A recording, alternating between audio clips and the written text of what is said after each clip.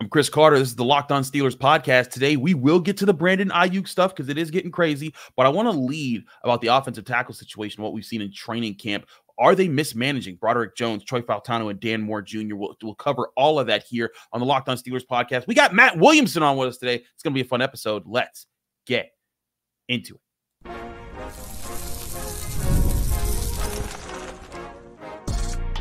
You are Locked On Steelers, your daily Pittsburgh Steelers podcast, part of the Locked On Podcast Network, your team every day. Hello and welcome to the Locked On Steelers podcast. I'm your host, Chris Carter, bringing you your daily dose of all things on the Pittsburgh Steelers. As always, you can find the show on your favorite podcasting apps and on YouTube. Like this video if you enjoyed. Subscribe to this channel to get all of your Monday through Friday episodes on your Pittsburgh Steelers. We're your team every day. And as always, this show is brought to you by FanDuel Sportsbook, the #1 sportsbook in America. Right now, FanDuel's hooking up all customers with a boost or a bonus every single day. That's right. Every day, there's a boost or a bonus for returning customers and new customers all summer long. Visit FanDuel.com to get started. As I said before, we're joined by myself, Matt Williamson. He makes another return to the show. We had him on last week. Want to keep having him on. This man knows his football. You can see him on the Locked On Podcast Network. You can see him. You can hear him on Steeler Nation Radio. He is everywhere. Matt, how you doing, sir? I know, I would say you're sweating it out at training camp, but you, sir, lived the good life up in the press box where it's AC. Yeah, and I actually had 6 nights in a row in my dorm room, which I'm actually home. I slept in my bed last night. I'm going to sleep in my bed again. We're recording this on Monday in case people don't know. There's no practice today. And then I'll go up tomorrow morning, and you're right. I'm going to go right to the press box, sit there with Bob Labriola and Dale Lawley, and usually Rob Kings joins us, and we have a nice vantage point there, air conditioned, can't complain, waters, coffee. So I watch you guys sweating it out on the field, and that's not my bag. But I'm psyched, man. Yeah. It's much like I was up there for one segment with Wes Euler, and I was like, can I just stay here? It's wonderful. Yeah. It's amazing. Anyway, I want to get your thoughts on the offensive tackle situation because everyone is anxious to be able to see the offensive line as it's envisioned. You know, their last 2 first-round picks, Broderick Jones last year, an offensive tackle, and then Troy Fautanu, another offensive tackle. Fautanu is projected to be a right tackle. Broderick Jones projected to be a left tackle, and how they're going to get used there. But we haven't really seen them line much up like that this camp. Sometimes they do it on second teams, but first team has consistently been Dan Moore at left tackle, Broderick Jones at right tackle, and that's how it's been. And a lot of Steelers fans are griping on Twitter. Trust me, I see them all the time. I'm sure. They're asking, why are they doing this? Why not just put Broderick at left now and make Dan Moore learn right? And then if he doesn't, then it's Troy Fautanu's turn. And listen, Matt, whereas I know Steelers fans on Twitter can lose their cool, I do think there are legitimate gripes about, hey, like Dan Moore's a proven product, and that yes, he can be solid at times, but you know what you got in him. His ceiling isn't too much higher than what you've already seen. Whereas Fautanu is the guy you want to be the future. Do you think that the Steelers are mismanaging the situation right now? And if you don't, or if you do, when do you think we do eventually see these two guys, the 2 first-round picks at tackle? Yeah, I understand the angst. I mean, and we had some of this last year with Broderick Jones, of course, too. And Tomlin presumably kept his rookies out so that they didn't hit that rookie wall, kind of brought them all along slowly. And I do think the rookie wall is a real thing, that these guys have never played 17-plus games against this level of competition, even if you went to Georgia or, Washington or one of the better teams in college last year. But here's my take on it. First of all, I think we all know, every listener by now has figured out that things don't happen super abruptly with this organization. It can be patient. It can be slow and steady. The tortoise wins the race. And frankly, over the last 50 years, that strategy's worked out better than not. Clearly they've had some success. Now, one thing I found out, which took me a hard time to believe, is Jones is truly as comfortable on the right or left. I mean, if you asked him to play 1 rep on the right, 1 on the left, I never believed that. I'm like, no, he's not. I mean, come on. But he's kind of like Amarius Mims at Georgia, where he didn't play. He wasn't a 4-year starter at left tackle. That's an unbelievable organization, college organization. And maybe he's just a rare bird that is as happy on the right or the left. And it sure seems that way. I didn't believe it for the longest time. I don't think Dan Moore is the answer. I think we all know what he is. But I also think Dan Moore is going to play in this league for 10 years and retire a multi-millionaire. You know, like when he gets on the open market, he's going to get $5, $6, $7, $8 million and probably be a below average left tackle for somebody, but he's a left tackle. Right. So I don't have a great answer, but this also applies to the quarterback situation with Wilson. We're recording this on Monday. We had a real long string of practices, which was really like the dog days of camp, I thought was last week. And then today's off. And I'm just a hunch. Nobody's told me this, but I think Tuesday, tomorrow, we could start seeing Russell Wilson clearly being with the ones. Maybe more of these changes with the O-line that we've been expecting. It just seems like with a game 2 or 3 days away, you might want to start firming those things up. And by no means are they going to give a rookie a starting job. You know, I mean, right. You got to earn it. Yeah, and that's very, very true here. And with Jones's ability to flip both sides, I don't think you're slowing his progress, making him stay on the right for 90% of the snaps in camp because he doesn't really care, which again shocks me. When it's all said and done, maybe it's not opening day, but I do think you're going to see last year's first-round pick on the left, this year's first-round pick on the right by, October at the latest, but maybe as soon as tomorrow. Do you think there's a chance that part of what's happening here is the Steelers, like you said, Dan Moore Jr., not like no one's putting him in the top tier, second tier, even third tier of offensive tackles, right? But because he has like 3 years of starting experience at left tackle, could the Steelers more so be positioning themselves to say like, hey, here's a nice little trade nugget that we can dangle out here and get, a mid-round pick or another player of need in another position that could be a veteran to fill a spot. Could that be the play here that the Steelers are just trying to showcase him maybe like the first few weeks of preseason or even the first few weeks of the season to get a payoff there? Yes. I don't know that as a fact, but I think we even talked about this last time I was on. I think an Omar Khan trait is bringing one extra offensive lineman to camp. Like, did they really need to draft McCormick? No, but they liked him. Right. And now they have, in my opinion, including Anderson and Cook, they have 10 offensive linemen that are worthy of a roster spot. And I think they'll keep 9. Last year they traded Green, they traded Dotson, because there's an O-line shortage in the league. So I think he comes to camp with a surplus. And unless there's an injury, knock on wood there, you have one to dangle. And I thought Herbig might be that guy, because when I looked at camp, I thought Frazier's going to be the center. Herbig's a good player, but McCormick's, waiting in line. Anderson can handle it. Now I think it's probably, if I'm right, I think Moore is maybe the most likely candidate, although I wish he could also play right tackle. Like, for example, hint, the 49ers don't need a left tackle. They need a right tackle. Right. But the other name I'd throw out there, and I'm not trying to stir the pot, but I mentioned this on the drive, James Daniels. I think they're so strong now on the interior, especially if and when they're comfortable with Frazier at center. If you're comfortable with Frazier at center, Anderson or Herbig could play there. And if you move Daniels, Anderson, Herbig, or McCormick could play that spot. Right. So, and I think you could get something for Daniels. I mean, he's a free agent after the season. Quinn Miners, he's a good player. He's a good player. Like he would start for the Niners. You know what I mean? Right. Like he would start for most teams. Is he going to a lot of Pro Bowls? No, but he's unusually young. He seems to be getting better. He also could play center if a team looked at him that way. And I don't think the Steelers are going to pay him after the year. Right. So he's pretty much chew on that a little bit. I could see that being a case. Daniels in a pick or, whatever, I enjoy trade talks like that. That intrigues me. Yeah. A lot of teams would like him. Right. A lot of teams would like him. And again, it's not that teams would fall over themselves to get Dan Moore, but sometimes you just need tackles on your team. Oh, 100%. Your tackle goes down, you don't have a starter ready, and you're like, hey, Steelers, I hear you got a guy that's been starting for 3 years. Can we get that? And the Steelers can be like, well, what can we get for that? And I think that's where it could be in play there. And I think you get more for more than even like the Kendrick Green trade. Like Kendrick Green didn't have any value. I think he got a 7th or whatever, future 7th. Maybe you get a 5th for more. Maybe you get a 4th for Daniels. Tackles are, you can't go get tackles off the market. No, yeah, those are tough to get, That's a especially premium. with the starting experience that Moore has had. Those Yeah. are fun trade conversations. I'm going to go over the trade conversation that hasn't been fun for the past 6 months because it's been nonstop.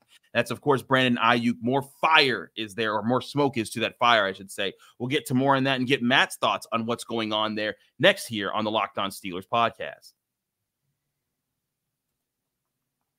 But first, I want to remind you this show is brought to you by FanDuel Sportsbook, the #1 sportsbook in America. I love sports, and there's plenty of action going on right now, and that means that you need to get in on all that action on FanDuel Sportsbook, the #1 sportsbook in America. You can download the app right to your phone today or go to FanDuel.com, and you can see all the chances to win big, whether it's Major League Baseball, whether it's big fights that are going on, or the Olympics as those are starting to come to a close. You can take advantage of all of that in an app that's really easy to use. Make bets anytime you're in the mood. And all summer long, FanDuel's hooking up all customers with a boost or a bonus every single day. That's right. There's something for everyone every day all summer long. It's not just new customers. It's not just returning customers. It's everyone. So go to FanDuel.com and start making the most out of your summer. That's FanDuel, official sports betting partner of Major League Baseball.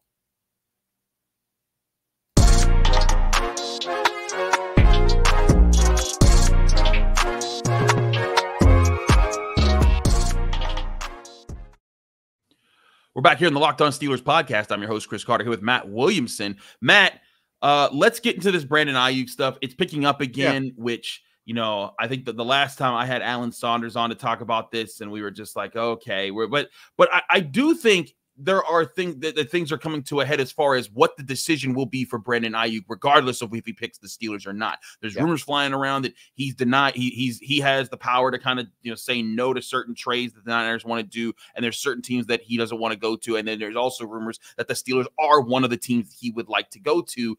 Matt, let's assume that those things are true and that Brandon Aiyuk wants to go to the Steelers. The Niners are okay with trading him to the Steelers. What is the trade price you're asking for if you're going for your Brandon Aiyuk to the Steelers? And how much do you think he ends up costing you against the salary cap, just with what he can demand with his talents? Yeah. So as you can imagine, Peacock, who hosts Locked On Niners, and I have talked this to death for 6 months, as I'm sure you have, and I'm sure he has on Locked On Niners and everybody in the planet. But we go back and forth all the time. And I will say today is the first time Brian has kind of come off his stance that he's not going anywhere. We're trying to win the Super Bowl, which I totally understand. I mean, but today he kind of went reading the tea leaves and some of the reporters, the way they've been talking this last day or so. Brian seems to think that, I'm kind of paraphrasing here, so go back and listen to that episode. But he kind of thinks that the Niners have deals in place with maybe more than one teams that they would say yes to in terms of compensation. And now it's up to Aiyuk. That's what he kept saying. Like, now the ball's in your court, Brandon. Like, you're going to go, you can pick where you want to go. You can negotiate that deal with that team before we pull the trigger. But we have compensation that has been met. He brought up the Browns. He brought up the Patriots. He brought up the Steelers. I don't know if the Browns make any sense unless Amari Cooper would go back. And, they have 3 receivers they're paying. If I'm the Patriots, I can't give up my first round pick, which might be first overall.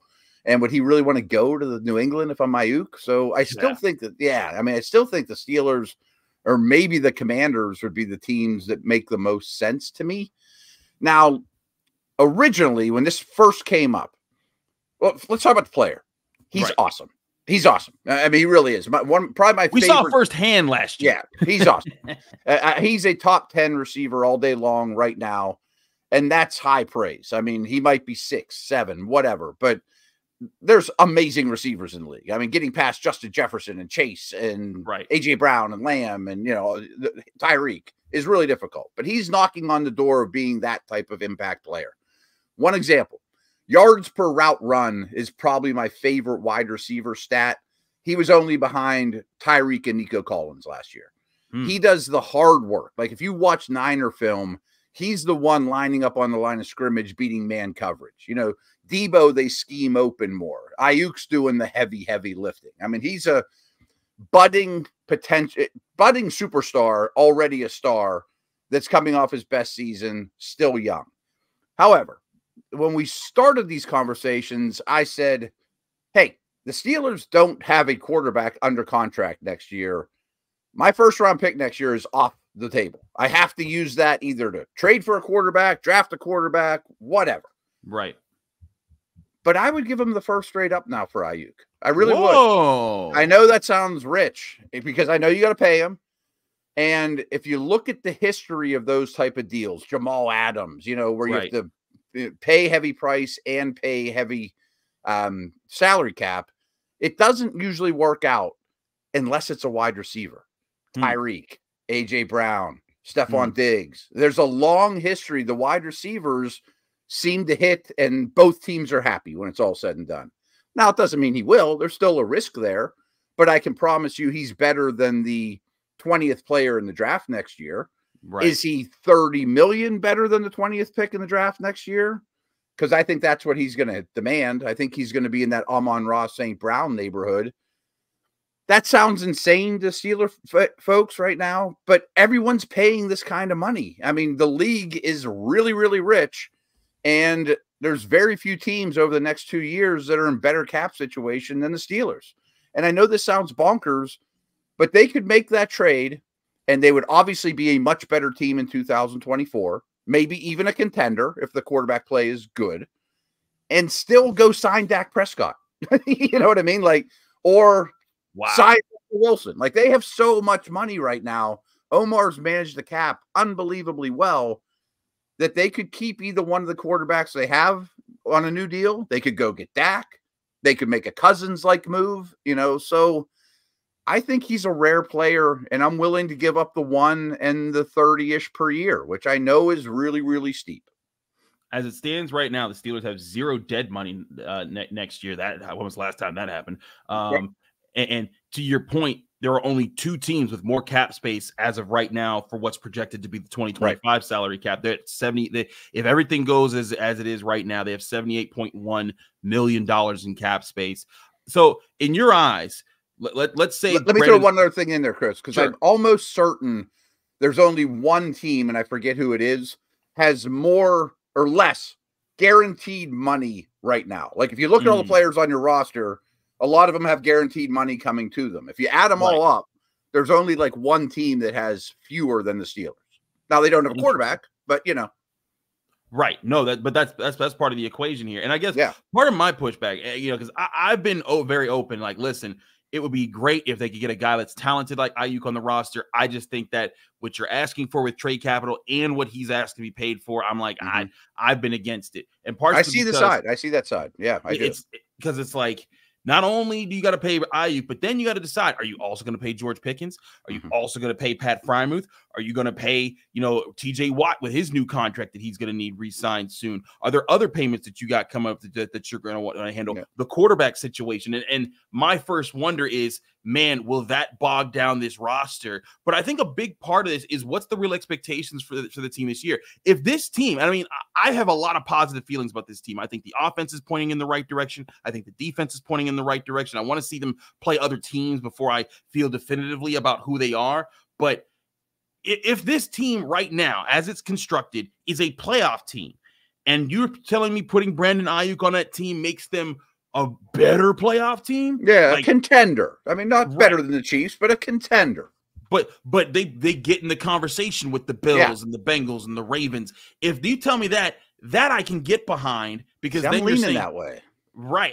And I got to say, Matt, I've been anti this thing from the start. I've been like, please get it out of here. I still don't think it happens. I still think that either the Niners find a way to keep him or someone else pay. Because my other thing is this, is that oftentimes when stuff like this happens, the organizations that ain't had much for a while or haven't won something or want to be aggressive, they go out and they do something crazy. And then there's some crazy picks. They end up on Carolina or something, right? Exactly. And I don't think the Steelers will do that. I think that the Steelers will be like, hey, here's our offer. If no one else wants to come down, does something crazy, here this is, and know that this is here. And also know that we're across the conference. You don't got to play us. So don't worry about it. Whereas, like, you know, if and it sounds like it matters if he wants to go there too, and it sounds like that seems to be part of the equation. He does want to go to Pittsburgh. Like that's one of his positive teams.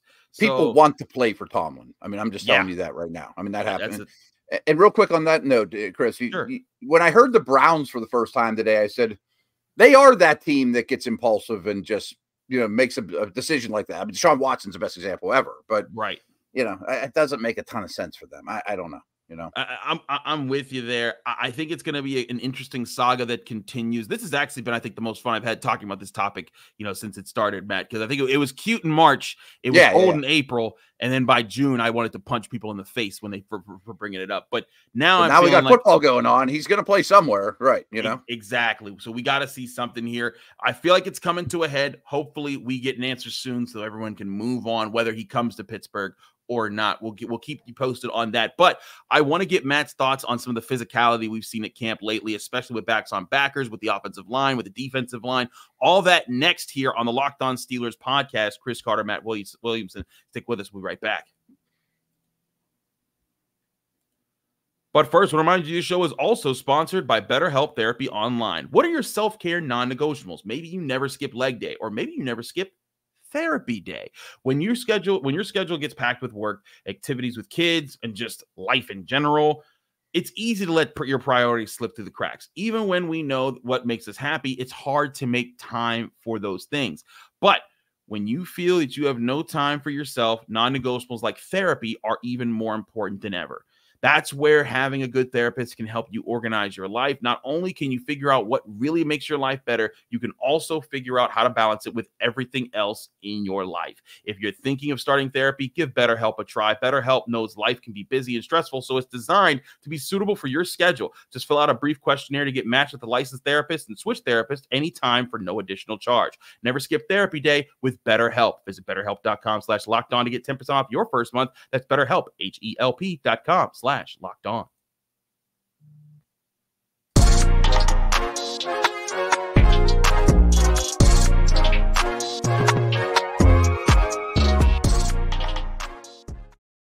We're back here on the Locked On Steelers podcast. Chris Carter here with Matt Williamson. Matt, we've seen a good bit of back and forth from the offense and the defense when it comes to physicality. This was the first week in pads. Like you said, this was the dog days. It's that second week. Once they get to the first week, the pads have been off, but then the pads go on. And then it's like 6 straight days of practices. We saw from Tuesday to Saturday to Sunday. And there was intensity there. I was impressed by both sides. I felt like the running backs really showed out. Najee Harris and Jalen Warren reminding us that they're both two really strong dudes. Also that Landon Roberts and Patrick Queen and those guys, they ain't no slouches neither. And I also thought that the linemen showed out pretty well. I thought that especially the young offensive linemen showed that they're ready to kind of knuck if you buck, if you will, which is what we've heard so much since the Steelers went and brought in Arthur Smith, since they've kind of said like, hey, we want to be this kind of a physical team. Do you feel like you're seeing enough in camp compared to the many other years you've seen training camp and you've studied NFL players, that this team can embrace that identity? Or do you think that maybe there's still a lot more that needs to be shown before you buy into that? No, I very much buy into it. And I think Tomlin is very good at that. I mean, first off, I think he's very good at knowing what his team needs. If you have, everyone thinks he's so conservative, but when he had Ben and Bell and AB, they were great. He played to that strength. I mean, they haven't had quarterback play in a long time. They haven't had a high-flying offense. So he's had to win tough, close games, and he's done a very, very good job of it. Now, I'm only at one training camp. I'm not at the other 31. Right. But I've been told, and I know it's not two-a-days when Joe Green was out there. I mean, times have changed dramatically. But I will promise our listeners here that the Steelers practice with more physicality and more toughness than most of the league, if not all the league. Like when you talk to those media folks that do tours and they're like, you guys are tackling to the ground. You're doing backs on backers again. Like, I mean, a lot of these teams are just bubble wrap them all. And I mentioned close games. Like, I'm an analytics nerd to the best of my abilities, but teams will tell you, or the analytic folks will tell you, if we're, one score games, if you're really high in one direction or really low in one score games, you'll probably come back to average. Unless you're Tomlin. I mean, every year they're at the top of the league because I think of the physicality and the dog days. I think when the going gets tough, they're a little mentally tougher and a little physically more tough than most opponents out there. It doesn't mean you're more skilled, you know, I mean, but at least you're in it in the end. Like they won an inordinate number of games last year going into the fourth quarter with a loss or losing on the scoreboard in the fourth quarter. I don't think that's an accident. I really don't, because his track record is so lengthy. And I think that starts in camp. And lastly, on the O-line, they're not there yet, but I do start to get the vibes for this O-line of the Pouncey, DeCastro, Big Al, Foster. They were the baddest dudes in the facility. You know what I mean? Like, no one messed with Pouncey. Villanueva was an Army Ranger. I mean, like, football was easy for him. I mean, like, I remember interviewing him when he's like, at Army, Matt, my easiest 2 hour of the day was football practice. You know, like, this stuff's easy. You know, go be an Army Ranger, you know. So those dudes were bad dudes, man. And I think this O-line is embracing that and going that direction as well. I think it's interesting to see them as a unit kind of embrace that, especially the young guys, because that's who they're supposed to be. Broderick Jones is nasty. Yeah. Broderick Jones is turning into a nasty dude, leader type. Yeah. And it is so funny. It's tough during training camp practice because everything happens so fast. But it's like, if I had the Hard Knocks cameras, I'd have like whenever the backs on backers, the linemen on linemen, whenever those are going down and they're starting to get their extracurriculars in, they're like, I don't like you, and they're starting to push and shove each other. I want one camera right on the action to see, like, you know, how that's going out. But I'd want my other camera right on Tomlin's face, because the only times I look over and he's like, and Peacock and I were joking about this today. He brought it up to me. He's like, so I saw there's another fight at Steelers camp, and Coach Tomlin wasn't all that aggressive to break it up. I'm like, oh no, he'll get around to it at some point. But the little boys being boys, you know. I think that's a positive thing. And it seems like, again, guys are embracing it. Even new guys like Peyton Wilson, who's come in, and he seems to be everyone's embracing the culture. I want to show Peyton Wilson after what was a very physical, very testy, very high tension Friday Night Lights practice where you saw both sides really going at each other's throats. But here was Peyton Wilson when we caught up with him after the Friday Night Lights practice when they were getting real physical. Yeah, I mean, that's just how you get better. It's just iron and sharpening iron. I mean, if you're outside looking in, you might think we hate each other, but at the end of the day, we're just competing as hard as we can, and it's all brotherly love, and we're just trying to get each other better. What's it like when you got Najee Harris chirping, Patrick Queen chirping, and both sides are flying like that? Yeah, I mean, it's just dog eat dog out here. I think it's super important, you know, to be able to translate those things while everything's going, but still use your technique. It's super cool to see those guys go at it, and, you know, the opportunity to go against guys like Jalen Warren, Naj, and stuff like that. I mean, going against the best in the world, just able to compete with them. The biggest thing you feel like you've seen growing yourself so far as far as what you've been trying to do? Yeah, I think it's just technique all around. I think in college I was just, you know, see ball, get ball, fly around. Obviously knew the playbook, but you know, just wanted to make every play. You know, up here you can't do that. You got people like Broderick coming at you, so you have to use hands. You have to get off blocks. You have to understand how to play the game of football to be successful up here. And you know, credit to PQ, credit to E-Rob, credit to AC, just everybody helping me trying to get better. I mean, Naj likes to talk a lot. Jalen is like, I mean, that's like hitting a freaking, like a little box. So, I mean, all of them. I mean, it's just great to compete against. Like, I mean, I think they're the best in the world when it comes to, you know, Naj is a big, powerful back. Jalen is by far the best blocking back in the world. And just to be able to compete against them every day is truly an honor. So it's so funny because, like, when I saw Peyton Wilson in some of those practices and some of those moments, he looked like he wanted to tear people's heads off because he was getting so frustrated. And Najee Harris is just always chirping at him. He's like, "You can't do that." And like he's like, "Oh, we got another one." And you even see like Patrick. Like one time I saw Patrick Queen like say, "Can you please shut up? Because I'm tired. I'm tired of hearing you." But when they pull out of it, they're all able to come out of it. They're professionals about it. And to me, I think this all plays into they can embrace that type of identity. And when they're going, like you said, when it's to the nitty gritty, when it's fourth quarter, you know, I think that kind of stuff can mentally help you. Like, hey, we've been through some tough adverse moments already with ourselves. Now we're going to try to put it on other guys. And what's one of the major ways to control the game late in the game? And that's to be the more physical team in the trenches. 100%. And that was a great interview with Wilson, who's been pretty impressive, by the way. Yeah. He was a very good off-the-ball pass rusher in college. Patrick Queen is a very good off-the-ball pass rusher. So I think that's – and he already was. The two guys they added to that. So I do think you're going to see a lot of pass rush from those three. But they haven't been successful against these backs. Like they're good at what they do. Although I do think Wilson is quickly learning, especially against Warren, with his body type, his pads can certainly get too high against a guy like that. Yeah, I mean, he's a little bit linear and, but I think this is something they're stressing heavily is maybe you get a couple more sacks from the second level back like the Vince Williams days. You know what I mean? When you get those kind of pass rushers. But this is something Dale and I have been talking about on the drive a lot is just the way Tomlin's been phrasing things about these two running backs. I think he kind of wants the team to follow their lead a little bit. We're going to run the ball a lot. We're going to wear you down. We're going to be tougher than you in the fourth quarter. We got two distinct styles, but both of them are very physical and very aggressive and never duck out of bounds or, Warren just despises going to the ground. And I mean, it's really inherent. So, yeah, I think all that stuff is on purpose and is developing really well. Absolutely. I think that there's a lot more to there.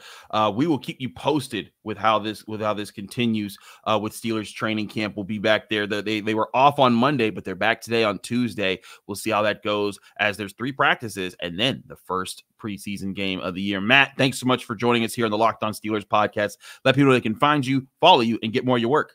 Yeah, this was fun. I'm on X at Williamson NFL. Drop me a line there.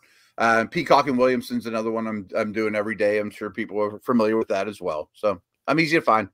Absolutely. Yes, he is, because he's everywhere. He's Matt Williamson. I'm Chris Carter. Follow me on Twitter and Instagram at Carter Critiques. Read my work at the Pittsburgh Post-Gazette, post-gazette.com. Find me here every day, Monday through Friday, breaking down your Pittsburgh Steelers right here on the Locked On Steelers podcast.